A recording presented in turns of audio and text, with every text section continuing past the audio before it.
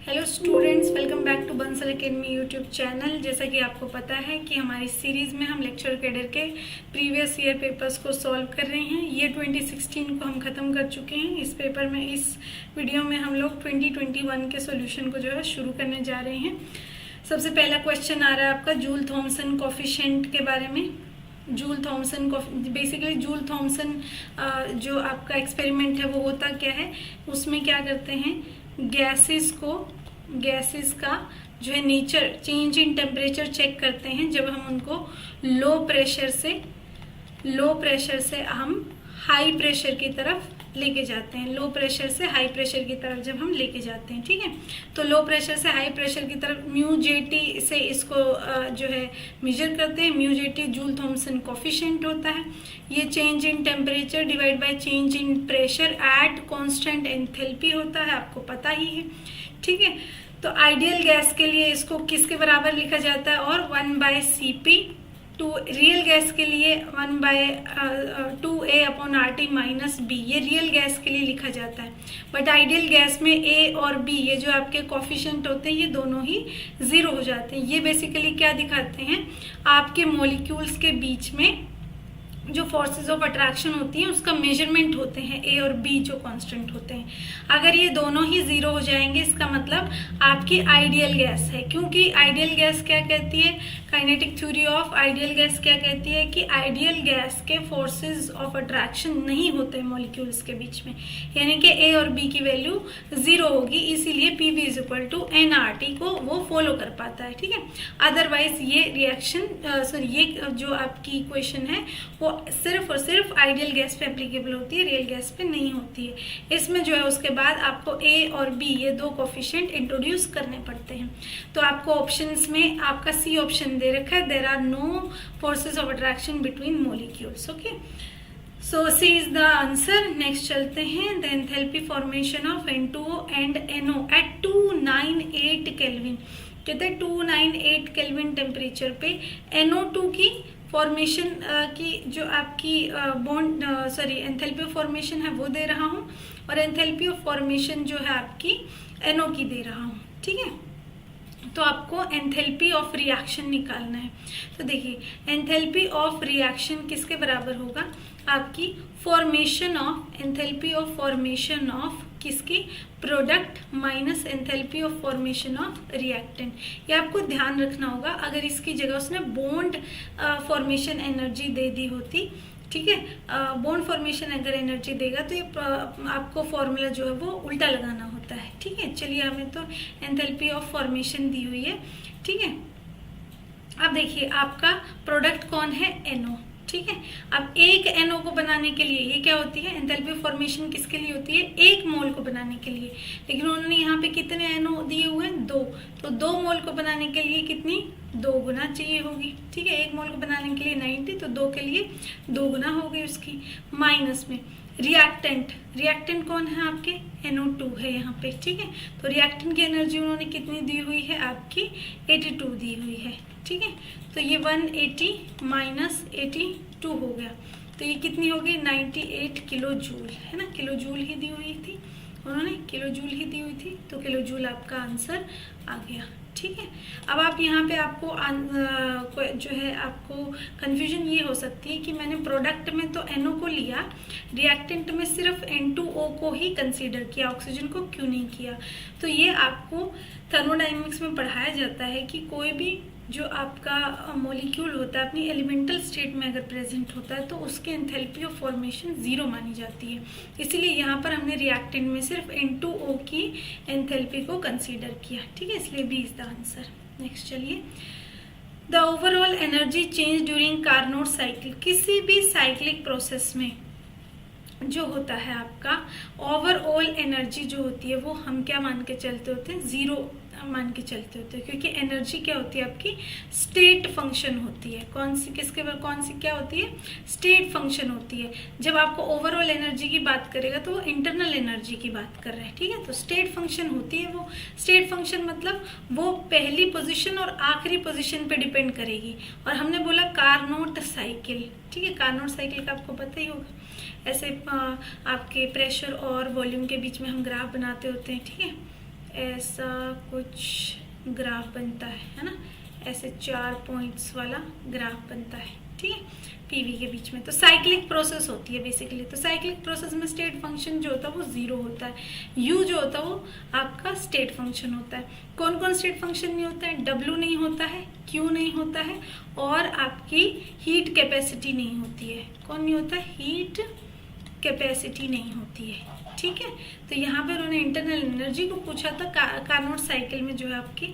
मैं क्या बता रही हूँ, ये नहीं बता रही हूँ कि साइक्लिक प्रोसेस में 0 नहीं होते, नहीं, मैं ये बता रही हूँ ये क्या होते हैं आपके पाथ फंक्शन होते हैं, ठीक है। बाकी सब इनको छोड़ के स्टेट फंक्शन होते हैं। तो साइक्लिक प्रोसेस में स्टेट फंक्शन 0 होंगे, क्यों? क्योंकि वो किस बात पे डिपेंड करते हैं कि आपकी पहली पोजीशन कौन सी और आखिरी कौन सी है, ठीक है। अब साइक्लिक प्रोसेस में पहली पोजीशन और घूम फिर के आप क्या करते हैं, उसी पोजीशन पे आ जाते हैं, घूम फिर के उस पहले वाले पॉइंट पे ही आ जाते हैं। तो पहले जितनी एनर्जी हो उसको तो पता ही नहीं चला ना कि हम घूम फिर के भी आ गए। पहले जहाँ थे घूम फिर के वहीं उसको मिले, वहीं मिले, तो आपकी जो वैल्यू होगी वो 0 हो गई, ठीक है। So B is the answer. Next चलते हैं। 2 moles of an ideal gas expanded. क्या कह रहे हैं कि 2 moles of an ideal gas reversibly expand कर गई, ठीक है। वॉल्यूम 5 से जो है 50 लीटर हो गया at 27 degree Celsius. The change in entropy, देखिए चेंज इन एंट्रोपी का फॉर्मूला होता है NCV ln T2 bye T1, ठीक, plus NR ln V2 by V1। उसने टेम्परेचर को आपको सिर्फ एक ही दिया हुआ, इसका मतलब टेम्परेचर को कांस्टेंट कर दिया, तो ये वाली वैल्यू तो क्या हो गई? 0 हो गई, कांस्टेंट कर दिया, तो T1 T2 दोनों सेम ही हो गए थे, तो खत्म हो गई बात, ठीक है। तो चलिए बच गया क्या? NR ln V2 by V1। अब देखिए इसमें सोचने वाली ये बात क्या, एक तो 2 मोल्स दे रखे हैं, तो N की वैल्यू तो उन्होंने 2 दे रखी है, ठीक है।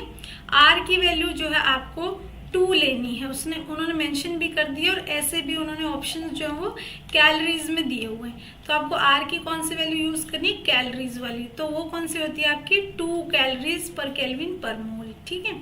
V2 बाय V1, V2 मतलब फाइनल वॉल्यूम, और V1 मतलब इनिशियल वॉल्यूम। इनिशियल वॉल्यूम कितना दिया हुआ? 5 लीटर। फाइनल कितना दिया हुआ? 50 लीटर, ठीक है। तो ये किसके बराबर आ जाएगा? N यानी कि 2, R यानी कि 2 इंटू ln को हटाने के लिए 2.303 से मल्टीप्लाई करेंगे, लोगरिदम आ जाएगा। V2 क्या है? 50, V1 क्या है? 5, ये कट के क्या हो गया? लोगरिदम 10। लोगरिदम 10 की वैल्यू क्या होती है? 1। तो ये क्या आ गया आपका? 2 इंटू 2 4, 4 2 जा 4 की मल्टीप्लाई आप 2.3 से करेंगे तो क्या आ जाएगा आपका? 9.2 केल्विन, यानी कि B is the answer. Next चलते हैं। For an example of an extensive property is. Extensive property क्या होती है? एक्सटेंसिव प्रॉपर्टी होती है जो एक्सटेंड हो, किसके साथ? आपके मोल नंबर ऑफ मोल्स के साथ, या अमाउंट कह लीजिए, आपके सैंपल की अमाउंट के साथ जो एक्सटेंड हो। एक्सटेंड मतलब कुछ भी चेंज आए उसमें, ठीक है, कम या ज्यादा हो। अब टेम्परेचर तो आपकी एक्सटेंसिव प्रॉपर्टी नहीं होती है। टेम्परेचर देखिए, अगर आपने मान लीजिए एक बोल में पानी लिया, 1 लीटर पानी लिया, ठीक है, उसको आपने 100 डिग्री तक गर्म कर लिया, फिर आपने उस बोल में से निकाल के ग्लास में पानी रख दिया, तो क्या ग्लास में डाले हुए पानी का टेम्परेचर कम हो जाएगा? नहीं, वो भी 100 ही रहेगा, और आपने जो बोल में पानी रखा था उसका भी 100 ही रहेगा, ठीक है। ऐसे ही प्रेशर होता है आपका, प्रेशर भी एक्सटेंसिव प्रॉपर्टी नहीं होता, इंटेंसिव होता है, ठीक है। ऐसे ही आपका मोलर वॉल्यूम होता है। मोलर वॉल्यूम क्या मतलब? 1 मोल के लिए वॉल्यूम, वो तो फिक्स ही रहेगा, 1 मोल के लिए वॉल्यूम, तो ठीक है। तो ये भी इंटेंसिव प्रॉपर्टी होता है। सिर्फ डी रह गया एंथैल्पी, यानी कि ओवरऑल चेंज ऑफ एनर्जी, ठीक है, वो क्या होती है आपकी? एक्सटेंसिव प्रॉपर्टी होती है, वो इस बात पे डिपेंड करेगी। अब देखिए ऐसे कह देते हैं ना, जैसे मान लीजिए आपका जो वेट है, मान लीजिए ऐसे दो चीज़ों के कंपैरिजन में करते हैं, ठीक है, 2 चीज़ों का कंपैरिजन करते हैं। जो आपकी बाइक होती है उसका वेट जो होता है या एरिया मान लीजिए कम होता है ना, तो उसमें जो उसका इंजन जो होता है वो थोड़ा कम स्ट्रॉन्ग होता है अगर आप गाड़ी से कंपेयर करें तो, ठीक है। गाड़ी का मास भी ज़्यादा होता है, उसमें अमाउंट ऑफ फ्यूल भी ज़्यादा डल जाता है, उसकी वजह से उसकी एनर्जी भी ज़्यादा रहती है, ठीक है। So D is the answer. Next चलिए, A process in which the system after undergoing various processes return to its initial state is called। ऐसी प्रोसेस जिसमें अलग अलग चेंजेस होने के बाद भी आपकी जो प्रोसेस है वो इनिशियल स्टेट में आ जाए, उसको क्या कहते हैं? साइक्लिक प्रोसेस कहते हैं। रिवर्सिबल तो क्या होता है आपका? रिवर्सिबल प्रोसेसेस कौन सी होती हैं? रिवर्सिबल प्रोसेसेस वो होती हैं जो इनफाइनाइटेसिमली स्मॉल स्टेप्स में चल रही होती हैं, ठीक है। इनफाइनाइटेसिमली स्मॉल स्टेप्स में चल रही होती हैं, ठीक है। तो ये आपकी कोई डेफिनेशन रिवर्सिबल प्रोसेसेस के लिए नहीं हुई, ठीक है। रही बात आपकी इरिवर्सिबल प्रोसेस की, तो वो तो आपकी इनिशियल स्टेट्स पे कभी आ ही नहीं सकती। साइक्लिक प्रोसेस जहाँ से शुरू करती है घूम फिर के हमेशा उसी पॉइंट पे वापस से आके बैठ जाती है। हेज लॉ, ये तो पूरा एंथैल्पी से रिलेटेड टोटली अलग जो लॉ होता है, ठीक है, ठीक है। हेज लॉ में फिर भी आपको बता देती हूँ। हेज लॉ क्या कहते हैं कि एक प्रोसेस चाहे डायरेक्टली ए टू बी जाए, चाहे वो सी से होते हुए डी से होते हुए और फिर बी बनाए, ठीक है। इसमें इस पूरे स्टेप में और इस डायरेक्ट एक स्टेप में चेंज ऑफ एनर्जी सेम ही रहेगा, ठीक है। चलिए नेक्स्ट में चलते हैं। Which of the following is not a correct postulate of the, nor मतलब नोट लिखना चाहते हैं, not a correct postulate of kinetic theory of gases, ठीक है। Gas molecules are in random motion, ये सच है। Gaseous collision are perfectly elastic, बिल्कुल। इन्होंने बोला था कि अगर दो मॉलिक्यूल आपस में टकराते हैं तो पहले जो मोमेंटम थी उनकी टकराने के बाद की मोमेंटम भी ओवरऑल मोमेंटम सेम रहेगी। इसके अलावा पहले जो एनर्जी थी उनके पास टकराने के बाद भी सेम उतनी ही एनर्जी रहेगी, तो ये भी ट्रू हो गया। The average kinetic energy of different gases are equal at particular temperature, एक पर्टिकुलर टेम्परेचर पे काइनेटिक एनर्जी जो होगी अलग अलग गैसेस की सेम रहेगी, बिल्कुल रहेगी। क्या फॉर्मूला होता है? Kinetic energy is equal to 3/2 RT, यही तो होता है, ठीक है। अलग ये कि आपको दिख रहा है काइनेटिक एनर्जी आपके गैस के नेचर पर डिपेंड नहीं कर रही है, वो टेम्परेचर पर डिपेंड कर रही है। तो अगर टेम्परेचर सारी गैसेस का सेम कर दे तो काइनेटिक एनर्जी क्या रहेगी? सेम रहेगी। The pressure exerted on walls of container is due to molecular forces, नहीं। मोलिकुलर फोर्सेस क्या होते हैं? मोलिक्यूल्स के बीच में जो फोर्सेस लगते हैं उनको मोलिकुलर फोर्सेस कहते हैं। कहते हैं ये जो यहाँ पे प्रेशर लगा रहा है मोलिक्यूल, ये आपस में फोर्सेस की वजह से लगा रहा है, नहीं। वो किसकी वजह से लगा रहा है? वो वॉल्स पे मोलिक्यूल जो वो लगातार ऐसे टकराते रहते हैं, उसकी वजह से वो जो है आपका फोर्स लगाते हैं। तो ये वाली इनकरेक्ट हो जाती है, ठीक है, नोट ट्रू इसको बोल सकते हैं, ठीक है। तो D is the answer. Next चलिए, the diameter of molecule B is half of that of molecule A, the mean free path is, देखिए इसमें क्या करते हैं हम देख लेते हैं आपका, ठीक है। पेन, जो मीन फ्री पाथ होता है बच्चों मॉलिक्यूल्स का, वो किसके बराबर होता है? KT divide by √2 pi sigma square P, ठीक है। ये तो आपकी कांस्टेंट क्वांटिटीज है, बोल्ट्जमैन कांस्टेंट है K, ठीक है। और T जो आपका टेम्परेचर है, सिग्मा क्या है? डायमीटर है, P क्या है? प्रेशर है। अब उन्होंने सिर्फ डायमीटर की बात की, इसका मतलब टेम्परेचर प्रेशर उन्होंने दो मॉलिक्यूल्स के लिए कांस्टेंट कर दिया, ठीक है। तो हम क्या लिख लेते हैं इसको? Lambda directly inversely proportional to diameter का स्क्वायर। अब A के लिए किसके बराबर इनवर्सली प्रोपोर्शनल होगा? सिग्मा A का स्क्वायर, ठीक है। B के लिए किसके इनवर्सली प्रोपोर्शनल होगा? सिग्मा B का स्क्वायर, ठीक है। तो इन दोनों को डिवाइड कर देते हैं, लैम्डा A/B किया है तो लैम्डा A/B ही करना, ठीक है। लैम्डा A/B किया तो लैम्डा सिग्मा B स्क्वायर ऊपर चला जाएगा, प्रोपोर्शनैलिटी का कांस्टेंट तो दोनों के लिए सेम है तो कट जाएंगे ना, और A के लिए जो है वो नीचे चला जाएगा। अब ठीक है, अब देखिए हम थोड़ा सा सब कुछ इरेज करके, ये सारा कुछ इरेज करके मैं फिर से लिख देती हूँ कि lambda A divide by lambda B किसके बराबर आ गया बच्चों? सिग्मा B का स्क्वायर ऊपर डिवाइड बाय सिग्मा A का स्क्वायर नीचे। तो diameter of molecule B is half of molecule A, B का डायमीटर ए के मुकाबले क्या है, हाफ है, इनके बी के आपके डायमीटर को मैं क्या लिख सकती हूँ, सिग्मा ए बाय 2 का स्क्वायर डिवाइड बाय सिग्मा ए का स्क्वायर। ठीक है, तो ये किसके बराबर आ गया, 1/4, ऊपर सिग्मा ए का स्क्वायर, नीचे सिग्मा ए का स्क्वायर, तो सिग्मा ए के स्क्वायर से ए का स्क्वायर कट गया, ये किसके बराबर आ गया, 1/4। So B is the answer.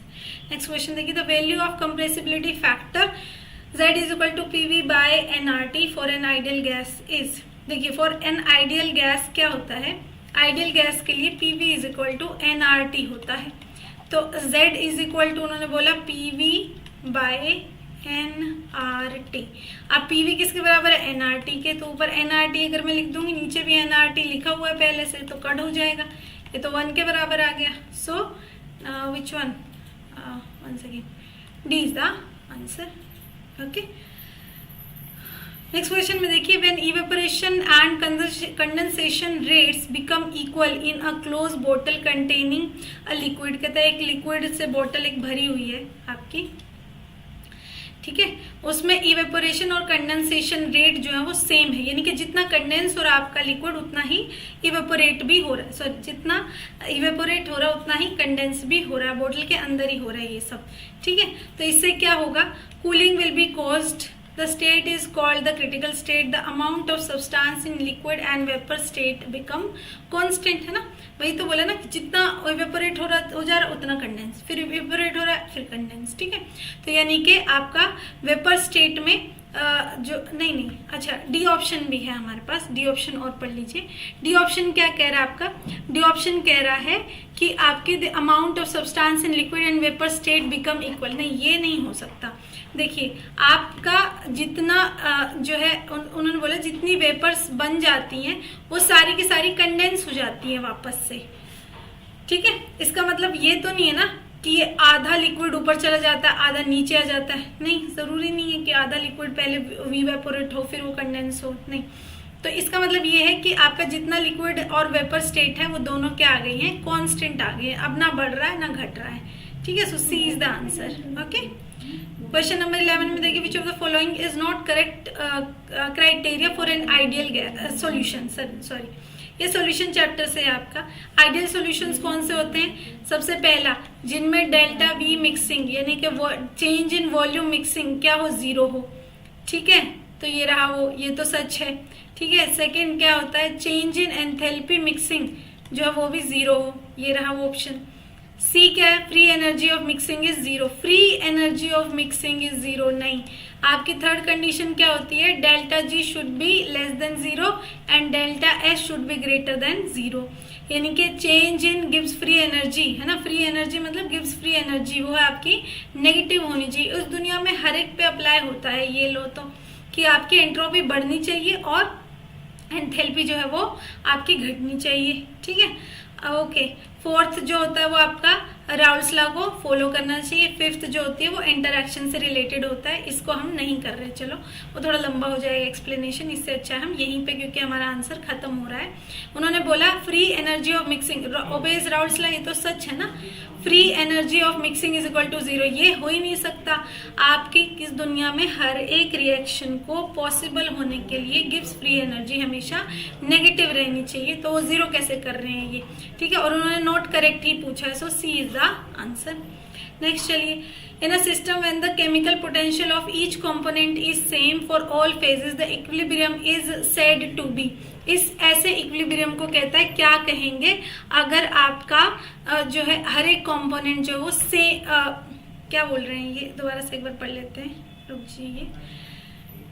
कहते हैं when chemical potential of each component is same for all phases, एक कोई कंपोनेंट दे दिया उसके 3 फेजेस हैं। ठीक है, ऐसे 3 फेजेस हैं उसके, मान लीजिए एक सॉलिड, एक लिक्विड और एक गैसियस। ठीक है, इन सारे ही फेजेस के लिए each is the same for the chemical potential, जो chemical potential है वो इन सब के लिए सेम ही है। The equilibrium is said to be, ऐसे इक्विलिब्रियम को क्या कहते हैं हम? कॉम्पोजिशन इक्विलिब्रियम बोलते हैं ऐसे पोजिशन इक्विलिब्रियम को। कॉम्पोजिशन मतलब इनकी सबकी सॉलिड लिक्विड की कॉम्पोजिशन क्या है? ऑलमोस्ट आपकी सारे फेजेस में जो है वो कांस्टेंट रह रही है। ठीक है, आगे देखिए, for a single component system the maximum degree of freedom, maximum इसके ये बच्चों आपका फेज इक्विलिब्रिया से इसका फॉर्मूला लगाते हैं C-P+2। आपका कंपोनेंट एक होता है तो उसका फेज भी एक ही, हम P की वैल्यू भी 1 लगा के चलते हैं, तो इसकी -1 +2 वैल्यू क्या आती है? 2 आती है। So B is the answer. Okay, ठीक है। ओके, नेक्स्ट चलते हैं। According to Debye Huckel theory of strong electrolyte an ion moving in an atmosphere of oppositely charged ions experiences a drag. कहता है कि आपका जो है ये आपको पता है डिबाय-हक्केल थ्योरी क्या है? डिबाय-हक्केल ऑन-सागर इक्वेशन, ये सब आपने पढ़ा होगा। ठीक है, तो डिबाय-हक्केल क्या कहते हैं कि अगर आप एक इलेक्ट्रोलाइट में, चाहे वो स्ट्रॉन्ग हो चाहे वो वीक हो, ठीक है, अगर आप एक इलेक्ट्रोलाइट में बहुत ज्यादा एक्वस उसको कर देते हैं, पानी ऐड कर देते हैं, तो हर एक आयन जो है वो आपका इंडिविजुअल की तरह बिहेव करने लग जाता है।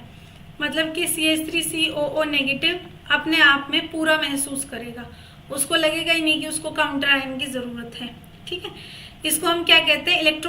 इलेक्ट्रोफोरेटिक इफेक्ट कहते हैं। इलेक्ट्रोफोरेटिक इफेक्ट मतलब इतने ज्यादा दूसरे आयंस हो जाते हैं, दूसरे चार्ज्ड आयंस हो जाते हैं CH3COO नेगेटिव के अराउंड, कि वो इनसे ही अपनी बैलेंसिंग करना शुरू कर देता है और मूवमेंट शुरू कर देता है अपनी। ठीक है, इलेक्ट्रिसिटी कंडक्ट करने के लिए। ठीक है, so B is the answer. आगे देखिए क्वेश्चन नंबर 15। क्वेश्चन नंबर 15 में क्या कह रहे हैं कि आपको दे रहे हैं equivalent conductance of CH3COO Na HCl NaCl eight infinite dilution. ठीक है, इनफाइनाइट डाइल्यूशन पे दे रहे हैं, क्या क्या दे रहे हैं?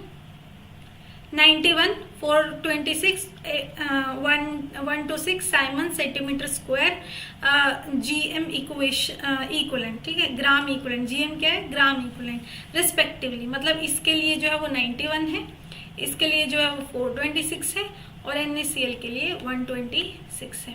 आपको इक्विवेलेंट कंडक्टेंस निकालिए CH3COOH के साथ। मतलब आपको इन सब आयंस को इस तरीके से घटाना और ऐड करना है कि आपका एट द एंड ये वाले आयंस बचे। देखिए CH3COOH कैसे ब्रेक होगा? ये CH3COO negative plus H positive ऐसे ब्रेक होगा। ठीक है, ओके, तो आपके CH3COO Na जो है ये कैसे ब्रेक होगा? CH3COO negative plus Na positive. अब देखिए आपको पता है कि ये जो आपको आयन चाहिए वो आपको यहाँ से मिल रहा है, यानी कि इसको तो आपको ऐड ही करना है। ठीक है, फिर देखिए HCl कैसे टूटेगा बच्चों? H positive plus Cl negative. आपको यहाँ से दिख रहा है, आपको दूसरा आयन कौन सा चाहिए? H पॉजिटिव चाहिए, यानी कि इसको भी आपको ऐड करना पड़ेगा। ठीक है, फर्स्ट इक्वेशन मान लो, सेकंड इक्वेशन मान लो, फर्स्ट और सेकंड को तो आपको ऐड ही करना है। ठीक है, थर्ड में चलिए, थर्ड में NaCl है, ये आपका NaCl है। NaCl क्या करेगा? Na पॉजिटिव और Cl नेगेटिव की फॉर्म में टूटेगा। ठीक है, ओके डन। तो ये क्या है? आपको चाहिए ही नहीं है, ना तो Na पॉजिटिव आयन चाहिए ना Cl नेगेटिव आयन चाहिए, उल्टा इन दो इक्वेशन से ये एक्स्ट्रा आएंगे आपके पास, तो उनको आपको हटाने के लिए कुछ चाहिए। तो आप क्या करेंगे? ये थर्ड इक्वेशन हो गई, ये आपकी थर्ड इक्वेशन होगी। तो आप ये थर्ड इक्वेशन को क्या करेंगे? इसमें से जो है आप सब्ट्रैक्ट कर देंगे। ठीक है, तो ऐसे ही करना है। तो जैसे जैसे इक्वेशन को ऐड किया है वैसे वैसे ही आप उनकी इक्विवेलेंट कंडक्टेंस को भी ऐड करेंगे। तो 91 प्लस 426 माइनस 126, ये लीजिए, ये आपका आंसर आएगा। ठीक है, तो देख लेते हैं, ये आप इसमें से अगर 426 में से 126 घटाएंगे तो सीधे सीधे आपके पास बचेंगे 300, है ना? 91 पहले से हैं, तो 300 में 91 ऐड करेंगे तो 391 बन जाएगा। So B would be the answer. ठीक है, चलिए इसी के साथ जो है हमारा लेक्चर काफ़ी लंबा हो जाएगा अगर इससे ज़्यादा हमने क्वेश्चंस को सॉल्व करने की कोशिश की तो। बाकी क्वेश्चंस को हम जो है हमारी नेक्स्ट वीडियो में सॉल्व करेंगे। तब तक के लिए आप हमारी ऐप को डाउनलोड कर लीजिए, उसका लिंक आपको डिस्क्रिप्शन में मिल जाएगा। इसके अलावा अगर आपको कोई भी क्वेरी है हमारी जो है लेक्चर्स से रिलेटेड या हमारे कोर्सेज से रिलेटेड, उसके लिए आप हमारी साइट जो कि आपको स्क्रीन पे दिख रही है वहाँ पे आप जो है विजिट कर सकते हैं, और आपको जो है नंबर भी प्रोवाइड किया है, तो आप वहाँ पे भी अपनी क्वेरी सॉल्व करवा सकते हैं। See you in the next video.